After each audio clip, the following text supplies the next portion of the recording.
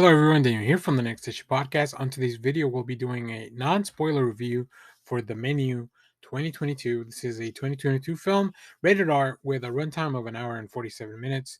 As of the recording of this video, we have a Rotten Tomato score with 90% with the critics, audience of 79%. I feel like the audience is a bit low, but I mean it's pretty fair, I think. A quick synopsis for this movie if you have no idea what's going on. And I would recommend you go into this movie with knowing the least amount of information possible. I think that'll make it a lot more fun. But here's the synopsis regardless. A young couple travels to a remote island to eat at an exclusive restaurant where the chef has prepared a lavish menu with some shocking surprises. This is directed by Mark Malloy, who I believe is making a debut in film, but has worked on other projects like Succession, Game of Thrones, Shameless. Those are some pretty big TV shows. This is written by Seth Reese and Will Tracy. We'll go over the cast in a minute, but let me give you a quick high level of this movie, or at least how I felt about it. You also can go watch. I have an initial reaction that I took as I was leaving the theater. Um, I really had a lot of fun with this movie. I didn't fully know what to expect, other than we're gonna have some really cool people on the cast because I really like the cast. I'll go over some of them in a minute. This movie is just gonna be interesting and entertaining, and a little bit of like a mystery thriller, but also weaved in with the whole food aspect of it. I think that adds a really interesting layer to the thing to the movie. So let's talk about the cast a little bit. We have Ralph Fiennes as Chef Slowick. Uh, Throughout the whole movie, I kept thinking like, I don't think I ever want to be in a room by myself with Ray Fiennes. I'm sure he's a lovely person, but man, is he intimidating. And from the roles that if you've seen him in the past, with movies like Red Dragon, He Who Shall Not Be Named, and now this, he delivers such an intense performance. And I think that's something that he really brings into the movie and to the role, and pretty much a lot of the roles that he plays. He really excels at this.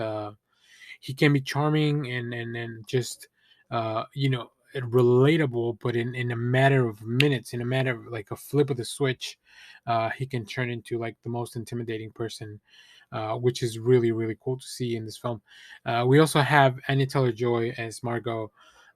What a fantastic performance! I love Anya Taylor-Joy. Any movie that she's in, I will definitely check out. She's just one of my favorite actresses working right now. Um, she has such a way to bring all this emotion and expression through her face and her actions, her body language as well. Just really cool stuff. But she's also not afraid to get her hands dirty. If you'll kind of see that throughout the film. And yeah, it's really really fun. Like I think that her character really adds to this dimension of like maybe a more regular person that may not be someone who fully belongs in this world, which is definitely a lot more relatable, right? To a majority of the people. Not a lot of people are not dining at these lavish restaurants or having these like food experiences, or are able to just even go to a remote island on the drop of a hat. So really really cool stuff. And her role is also very layered. There's a lot of more text and subtext to her performance. So really cool to see. Next up, probably one of my favorite, and this movie has a lot of dark humor as well, which a lot of it comes from Nicholas Hoult as Tyler. Um, his performance is just amazing. Like I really love it. He's one of those characters that you love to see on the screen, but you also love to hate, but not for the reason that you may think. So, really, really interesting performance. Really well done. I think he's one of my favorite characters in the movie, um, just because of how entertaining he was. Such a great. It's really fun to see him kind of cut loose because he's usually more in these like timid or held back roles. Like he's definitely not always in this specific tone of like out there and having a good time. So yeah, he delivered a performance that made me feel like he was having a good time shooting this film, which allows me to have a good time because I love to see people do stuff that they love, which is another message of this movie. But we'll talk more about that in a second. Also, we have Hong Chow as Elsa, who is one of the people that works at this restaurant. We definitely have a lot more people in the cast, but these are the ones that I want to focus on specifically, also to kind of leave some stuff out. I don't want to get too in depth because it might spoil or semi spoil a few things. So really, really cool stuff. Great performances, like I mentioned, and this movie is very entertaining. It's very well paced. I was hooked from the moment that this movie started, and I kind of started just taking the strip with these characters, and diving into this world.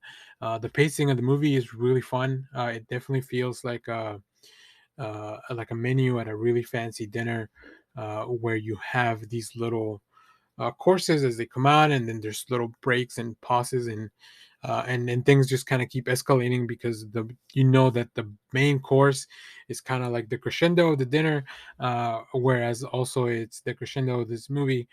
So really, really cool.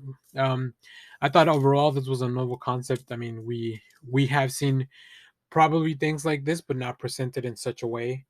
So I really had a good time with that. So overall, I recommend this if you're looking for a fun thriller. I would not call this like a full horror movie or anything like that, but if you're looking for a fun thriller, mystery, or even like I said, just a dark comedy, I think this movie has a lot of that stuff for you. If you are somebody who enjoys seeing food be prepared, and you like watching these like fancy food preparation type of shows or food exploration type of shows, I think you'll also have a good time with this because there's a lot of care that goes into the presentation of that in this movie. So yeah, it's really, really fun. I really enjoyed it. Great performances from other characters, supporting characters as well. The movie looks great. I think it's a really fun concept when we are in for the majority of the time in just like this one location, so you really get to explore and look around at the set and the design of everything kind of has a purpose, specifically if it's a set that it's supposed to be mimicking a functioning restaurant. um, Really, really cool. So yeah, so highly recommend you go check this out. Let me know what you thought of this movie if you've seen it, and as always, thank you for watching, everyone. Remember to share, like, subscribe, hit the bell so you know when we go live. That is most Saturdays 10 a.m. Central Standard Time. Stay tuned because we have more comic reviews, trailer reactions, TV recaps, all that fun stuff here in the channel. Thanks for watching, everyone.